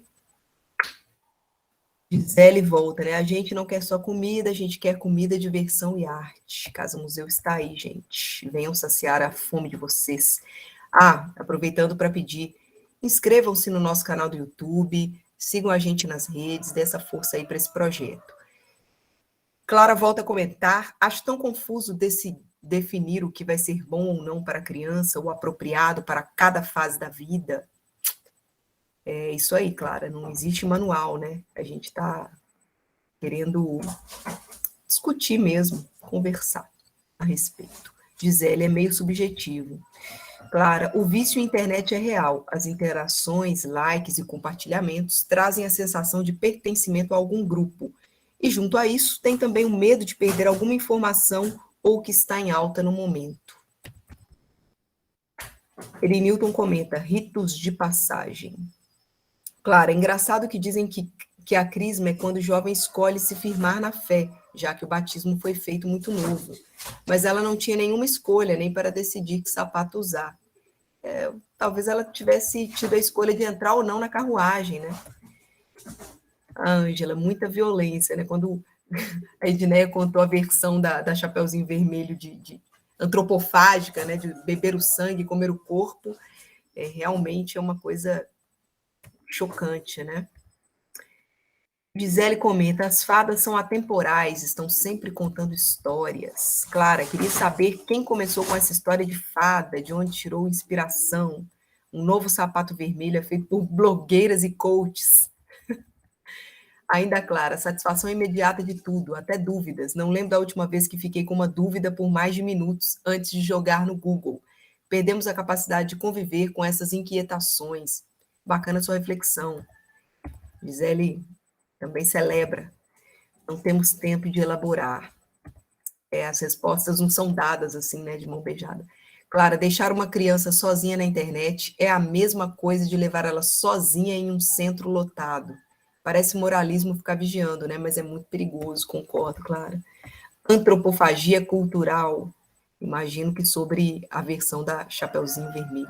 Tiago, sem contar o risco do computador adquirir um vírus, cavalo de Troia, no acesso exacerbado à internet. Tem muita gente jogando vírus na internet apenas para detonar os computadores de muitos internautas sem antivírus poderoso. O cavalo de Troia é um dos piores. Clara, me parece mais uma síndrome de Estocolmo. Ângela, algumas culturas indígenas faziam. Os gregos guerreiros dormiam uns com os outros como forma de enaltecer a força. Enfim, muitos outros comentários. Nossa, muitos outros.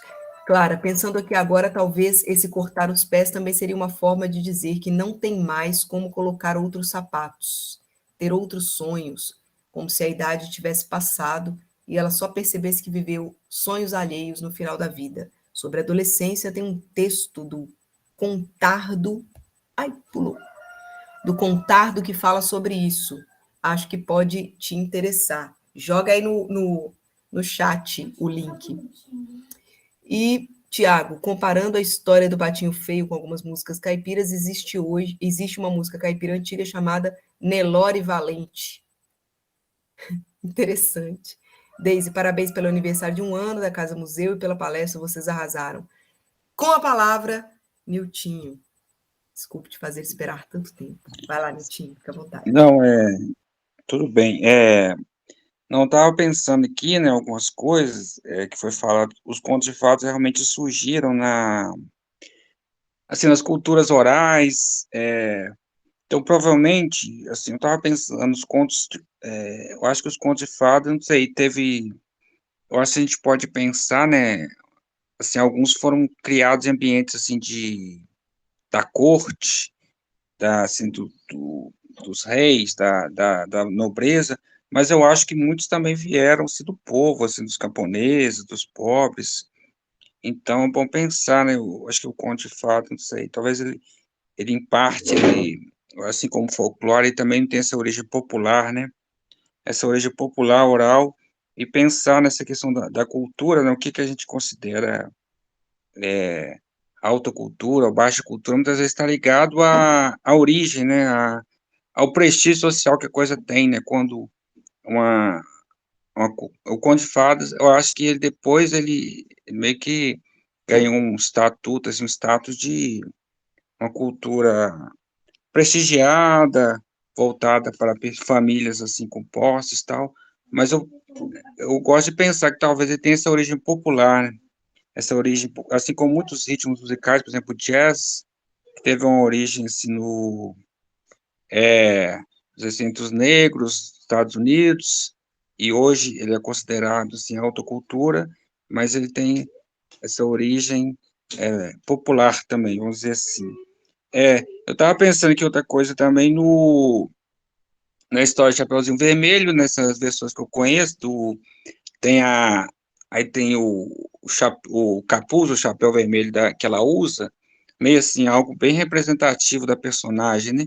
E essa cor vermelha dele, né, que lembra também a história do Sapatos Vermelhos, me lembra muito aquele filme lá do Gritos e Sussurros, que tem aquela coisa do vermelho, tem aquela coisa das mulheres também. E o Chapéu Vermelho eu acho interessante porque parece que não sei, agora eu não estou na dúvida, mas parece que é a avó que fez o capuz, que passou para a mãe, depois que passou, algo que, assim, que passa de geração para geração, de mulheres, e esse vermelho, não sei, ele sempre me lembrou a questão da menstruação também, daquele sangue ali, que é meio que assim, uma representação, algo que simboliza o feminino também. A gente pode entrar na discussão, né, que não vai acabar nunca, o que é feminino, o que é cultural, o que é biológico, do feminino, o que é construído, o que é feito para oprimir, mas, assim, pensando assim nessa questão, eu acho que simbolicamente Chapeuzinho Vermelho representa assim, essa herança do feminino e como ela depois ela tem que enfrentar nesse elemento masculino, que é o lobo, nessa fase assim que ela meio que vai para a vida adulta. Então, acho que é interessante pensar nisso, às vezes, porque os símbolos, né, às vezes assim, a gente fala chapeuzinho, aí parece uma coisa muito singela, muito bonitinha, muito, é, assim, que é algo que a gente não precisa pensar, né, mas quando a gente coloca, a gente começa a pensar, a usar, assim, a refletir sobre isso, por mais que talvez a gente não tenha muito referencial para trabalhar, né, sobre isso, mas quando a gente pega um pouco de referencial, como a gente pegou na palestra, e lê um pouco, aí a gente começa a pensar nesses símbolos, assim, como algo, assim, que pode trazer muita coisa. Então, aí que a história ela não deixa. Aí é que é o conto de fadas, não é só para criança, né? Ele é para criança, mas também igual a Gisele falou, para a gente refletir toda a vida. Então, mas é só esses comentários mesmo. Antes de você falar, Carol, eu queria só comentar aqui um comentário da Fabiana, que eu achei muito interessante, porque ela falou da filha dela, que sempre perguntava se era adotada, né? E eu penso que ela deve ter feito esse comentário no contexto de quando eu estava falando sobre o Patinho Feio, né? Realmente é uma preocupação do universo infantil, né? Essa coisa será que eu sou adotada? Aí a gente brincava com a Cecília quando era pequenininha, né? Uma crueldade. Eu falava que tinha achado no lixo e tal, assim. E é muito interessante como que as crianças precisam de lidar com essa questão, até para saber assim, poxa, de onde eu vim, né? Será que eu vim mesmo da barriga da minha mãe? Será que eu faço parte realmente dessa família? É uma preocupação infantil muito, muito interessante. Agora, o Elenilton traz o elemento da menstruação no chapéu, no capuz vermelho da Chapeuzinho. De fato, uma das discussões que um desses autores fazem, desse que eu apresentei para vocês, é justamente essa, né? A menina que se torna mulher, assim, representado por esse rito de passagem que é a menstruação. Agora ela tem capacidade produtiva, né? Ela deixou de ser uma criança, ela pode engravidar. Então, é preciso tomar cuidado com isso. E aí, assim, quando Arenilton fala das origens dos contos de fadas e dessas origens popular, isso é bastante, assim, controvertido, né? Porque a gente tem alguns contos de fadas que falam desse universo em miniatura. Tinha um rei, tinha a rainha. No caso, por exemplo, da Branca de Neve, tinha o pai, a mãe, mas alguns têm rei, rainha, princesas, né? E aí, digamos assim, estamentos mais elevados da sociedade. Mas a gente tem também contos de fadas, por exemplo, igual João e Maria, que são assim em contextos de muita pobreza, né? João e Maria, numa das versões, são duas crianças que são abandonadas na floresta para morrer, porque o pai e a mãe não conseguiam alimentar. Então, assim, é lógico que a gente tem hoje versões mitigadas, mas uma das versões que estão num desses livros aí, que agora eu já confundi qual que é qual, mas, assim, num desses livros que eu citei, é que João e Maria representavam essa vida dos lenhadores pobres, muito pobres, que tinham muitos filhos, não conseguiam alimentar a todos e os abandonavam na floresta para morrer. E aí, a história de superação, né, dos dois que conseguiram, né, achar o que comer, mas tinha uma bruxa, mas eles derrotaram a bruxa, e encontraram lá os tesouros da bruxa e resolveram a situação da família dele. Se a gente pega João e o pé de feijão, também é uma história de muita pobreza, né? Teve que se vender a única vaquinha que tinha para poder comprar feijão. Imagina isso. Então, está muito relacionada com as questões que oprimiu a humanidade por muito tempo, que é a questão da fome, que não está superada, mas que, pelo menos para a gente aqui, é algo que não aparece com tanta veemência, mas que aparecia muito na época em que essas narrativas foram forjadas. A Clarissa Pinkola Estés conta que esse conto da Chapeuzinho Vermelho foi forjado num ambiente em que ter sapatos era uma questão de sobrevivência. Então, veja bem, eram em ambientes muito frios, então, se a pessoa não tivesse com que proteger os pés, ela morreria de frio, com certeza. Né? Então, você quer falar, Carol? Sim, eu queria falar sobre algumas coisas, assim, resgatar algumas coisas que eu tirei da própria discussão, né? Eu estou lembrando aqui desse projeto Escola Sem Partido, né? Que parece que quer preservar a infância, né? Muitos argumentos nesse sentido são usados para defender que a gente na defesa, né, de que a gente faça uma abordagem do conteúdo vazia e distanciada da vida, né? Temos que preservar a infância, não pode ensinar sobre reprodução humana, né? Não pode falar de prazer, porque as nossas crianças, né, enfim, vão ser influenciadas negativamente, né? Não pode falar de sexualidade, não pode falar de abuso, né? E a gente, nessa visão, nessa defesa desses autores que você trouxe para nós, informação é proteção, né? Quando você toma conhecimento de que perigos existem, né? Estão por aí, que tipo de perigos são esses, você protege o seu filho. Então, às vezes, essa preservação, né? Colocar ele numa redoma, como se o mundo fosse todo cor-de-rosa, colorido, as nuvens de algodão doce, né? Você acaba não deixando que ele veja esses riscos, você acaba deixando ele exposto, não é? Aos riscos. Informação é proteção, então, se você fala dos perigos da vida, né, da existência, você está prevenindo isso, né?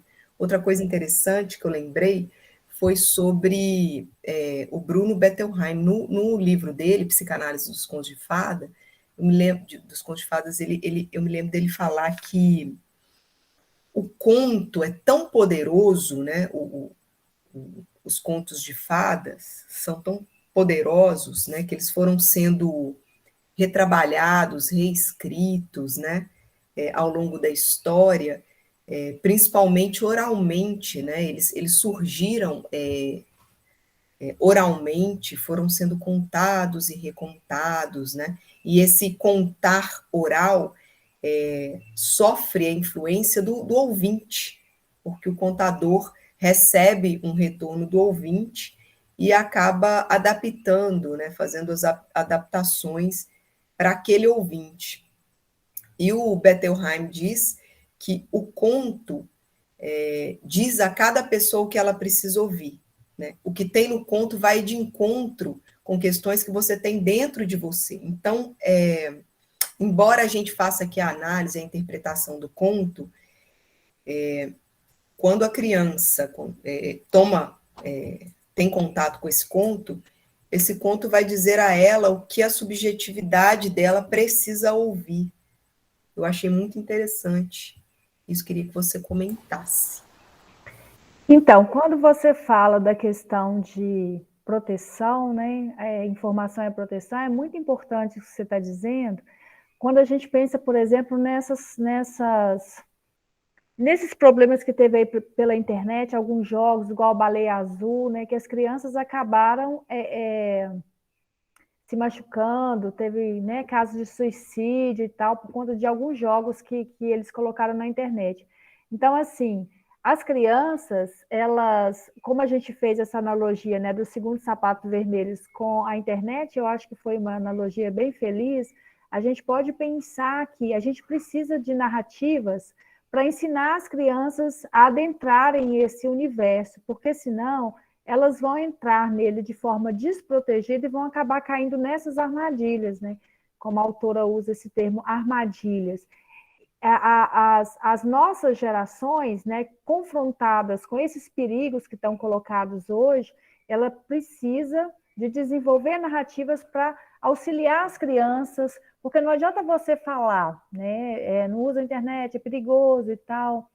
É muito mais efetivo quando você usa uma narrativa que tem significado para a criança, que ela consegue absorver isso sem precisar de fazer uma operação racional, vai direto à emoção dela, né? Então é muito interessante isso, Carol, e é imprescindível para o nosso tempo, né? Para a gente poder formar crianças saudáveis, fortes, independentes, autônomas, a gente precisa realmente de fazê-las confrontar com esse universo, mas de maneira simbólica, o que é muito mais efetivo. Eu não sei se alguém tem mais alguma coisa a dizer, mas em relação ao sorteio, eu abri aqui um aplicativo que faz o sorteio, aí eu queria, né, que a Carol fosse falando as palavras finais para eu poder colocar o nome das pessoas para a gente fazer o sorteio, tá? Muito obrigada, viu, gente, pelo debate. Ok, gente, eu quero agradecer muito aos presentes e aos parabéns que a gente recebeu. Muito obrigada. Espero contar com vocês aí nas próximas edições. Temos mais uma em novembro, né? Eu acho que é o mês que a gente vai ter duas em comemoração, né? Na próxima a gente volta para os textos bíblicos com Edenilton.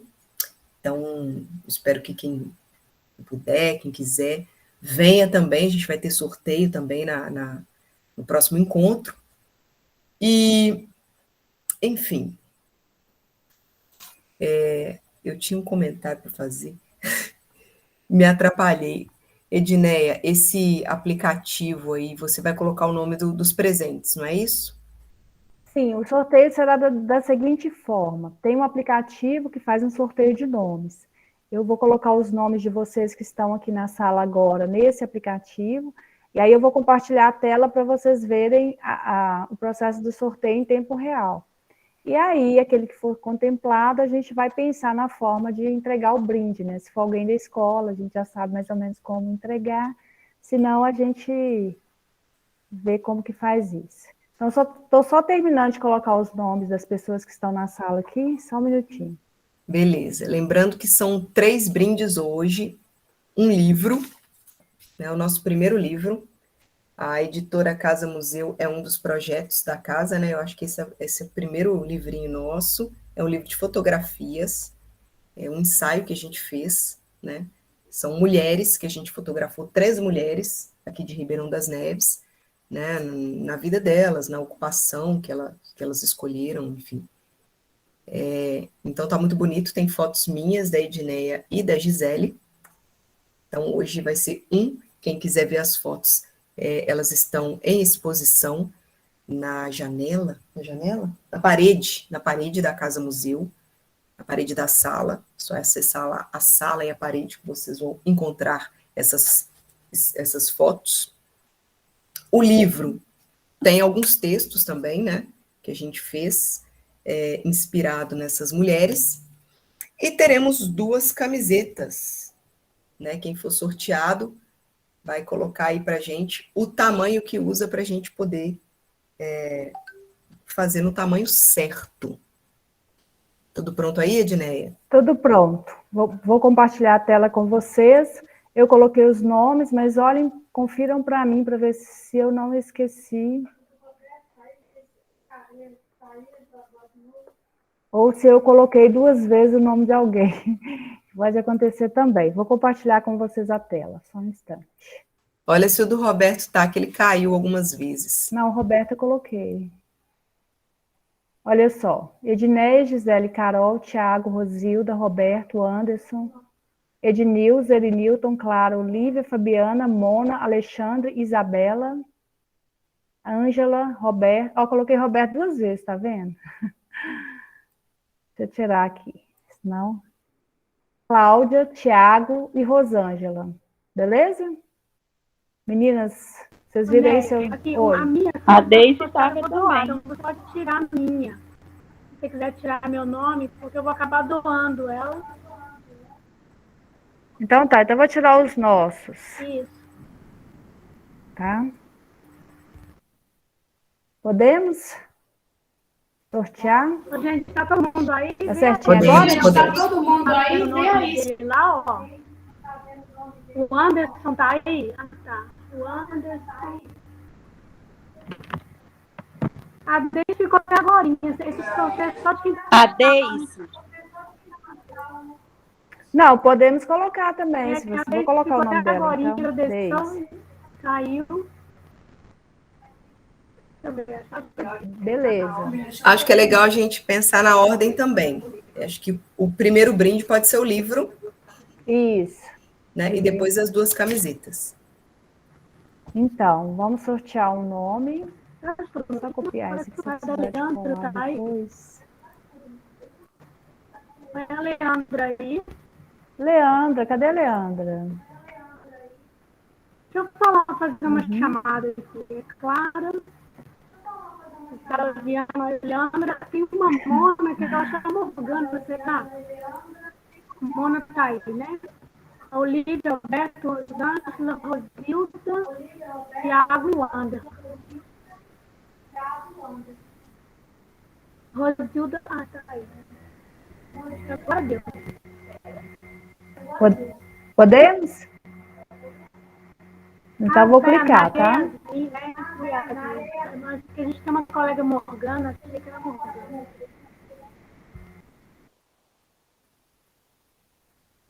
Podemos, Gisele? Então, vamos. Alexandre. Alexandre ganhou o livro? Alexandre é um dos nossos primeiros e cadeiras cativas, colaboradores aí do museu. Chega atrasado também. Então vamos. Alexandre. Ficou com vergonha?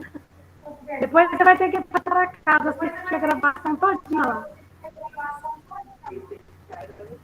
Esse aqui já é do A próxima Alexandre. palestra nós vamos sortear outra. A próxima palestra nós vamos sortear outra. Final do mês. Nós vamos fazer mais um sorteio da camiseta agora? Agora são 2 camisetas. Uma depois outra.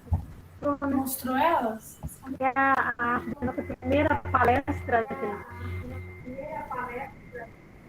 Primeira arte, nossa primeira palestra, esse desenho aí. Foi Cântico dos Cânticos com Elinilson.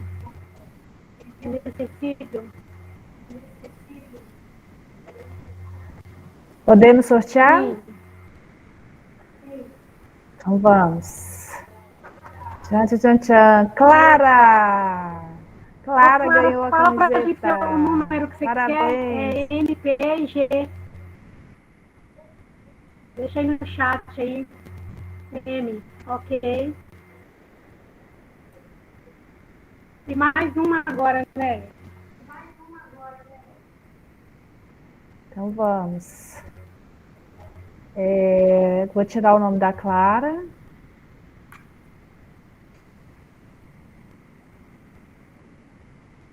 Vamos ver. Tchau, tchau, tchau. Mona! Yasmin. Mona ganhou uma camiseta. Yasmin Bernarda? É você, querida. Coloca aí no chat. O seu tamanho. P? Acho que é P, né? Voltei. É, Você? Foi. Você ganhou? Ganhei. coloca G? Quem é? Yasmin, P, M ou G? G. É, G. Nick, você ganhou, demais. Nick. Na próxima palestra do Nildinho, a gente sorteia mais um livro do nosso projeto da editora Casa Museu e a gente sorteia mais duas revistas para vocês. E quem sabe a gente consegue mais algum brinde aí. Então, gente, eu queria falar um pouco do meu orgulho de participar desse projeto que me ajudou a sobreviver nessa pandemia. Né? Todo mundo sabe o que a gente viveu, o que a gente passou. E a Clara está mudando, anota aí da Clara para mim, que ela está mudando o dela para a gente. E aí eu quero falar de mim, assim, que é muito gostoso esse encontro aqui com vocês e cada vez que vocês aparecem, né, cada vez que vocês voltam, retornam assim, a gente fica se sentindo mais, a gente acredita mais na vida. Eu me sinto mais, sei lá, mais conectada, mais humana. Eu sou muito afoita, assim, quem me conhece no trabalho, muito afoita. Uma vez a Ângela falou assim, não sei se a Ângela está ouvindo, aí a Ângela falou assim, vamos acalmar os corações. Eu acho que a Ângela falou para mim, porque o meu coração, ele fica muito emotivo, né? O meu coração, eu não sei nem que tamanho que ele é, parece que ele é grande, mas ele não é grande, assim, de falar de bondade só. Ele é grande num monte de coisa que eu sinto. E nesse afã de fazer a vida ter sentido, de fazer, sabe, de sentir prazer, de viver, de aprender, de compartilhar coisas assim, eu fico muito afoita, eufórica, né? Às vezes até perdida, violenta, ou seja, é uma mistura de tudo. E a Casa Museu me deu esse sabor da vida, assim. Eu queria, vocês não vão acreditar, mas a gente faz quase, assim, semanalmente reunião para a gente organizar a Casa Museu. E, assim, 2, 3 vezes na semana, para além desse dia, né, que a gente organiza, a gente fica na busca de arte, a gente fica fazendo trabalhos, né, assim, nos aplicativos, na internet, entrando na Casa Museu, buscando artista, conversando, o tempo todo focado. Eu me sinto muito viva e eu estou aqui nos bastidores ajudando, mas eu também gostaria que vocês aí, quando vocês vêm aqui na casa, na varanda, também se sentissem bem vivos. Eu acho que é muito único, assim, a gente está no sábado, né? A gente está assim, fora do local de trabalho de tudo, e a gente está conversando aqui com os nossos amigos, com colegas de trabalho. Tem uma ex-aluna minha aí também, tem alunos aqui, né? A Clara, tem a minha irmã que está aqui, tem amigos assim, de longas datas, os novos amigos. E para mim, gente, isso é que é a vida. Eu acho que isso faz sentido. Então, muito obrigada por vocês ainda continuarem acreditando e aparecendo aqui para se encontrar conosco. E a gente sempre vai fazer pesquisas interessantes, a gente sempre vai trazer uma conversa boa sempre que vocês aparecerem, enquanto vocês estiverem aqui. Um beijo para todo mundo. Obrigada. Obrigada, gente. Até a próxima. Um beijo.